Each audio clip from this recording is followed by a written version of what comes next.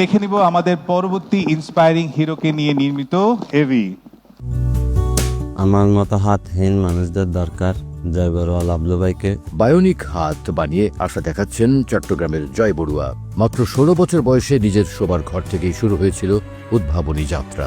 জয় বড়ুয়া লাভলুর সেই ছোট্ট স্বপ্নের পরিণত হয়েছে একটি আন্তর্জাতিক স্বীকৃতিপ্রাপ্ত প্রতিষ্ঠানে। তার প্রতিষ্ঠিত রোবোলাইফ টেকনোলজিস প্রতিবন্ধী ও সুবিধা বঞ্চিত মানুষের জন্য আধুনিক সাশ্রয়ী মূল্যের রোবোটিক প্রযুক্তি তৈরি করে জীবনমান উন্নত করতে ভূমিকা রাখছে।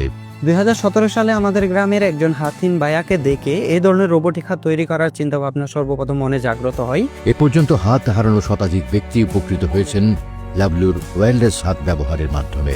এরই মধ্যে সৌদি আরব, মালয়েশিয়া ও তুরস্কে রোবোটিক হাত ডেমো প্রোডাক্ট হিসেবে রপ্তানি করতে সক্ষম হয়েছেন তিনি। সেই তরুণ স্বপ্নবাজ উদ্যোক্তার গল্প শুধু প্রযুক্তি উদ্ভাবনের নয়, বরং সংগ্রাম ও অধ্যাবসায়ের।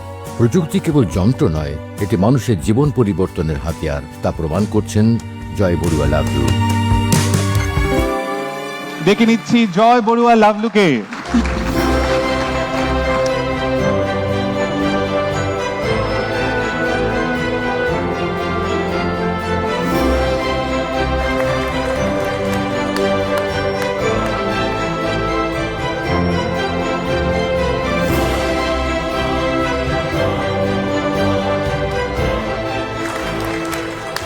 আমি রিসেন্টলি চায়না গিয়েছিলাম। চায়না গিয়ে আমি দেখেছি পিএইচডি হোল্ডার ডিগ্রিধারীরা এই ধরনের বায়োনিক হাত নিয়ে কাজ করছে। আর আপনি আমাদের দেশে এত লিমিটেড রিসোর্স নিয়ে এই যে চিন্তাটা করেছেন, এটা আসলে ইন্সপিরেশনটা পেয়েছেন কোত্থেকে এবং এর পিছনের ইন্সপায়ারিং মানুষটাকে?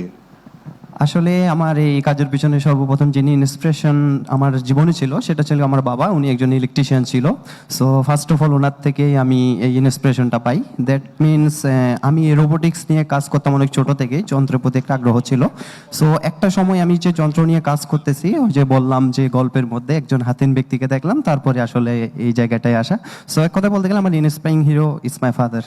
Thank you so much. একটা করতালি দেই আমাদের এই ক্ষুদে উদ্ভাবকের জন্য।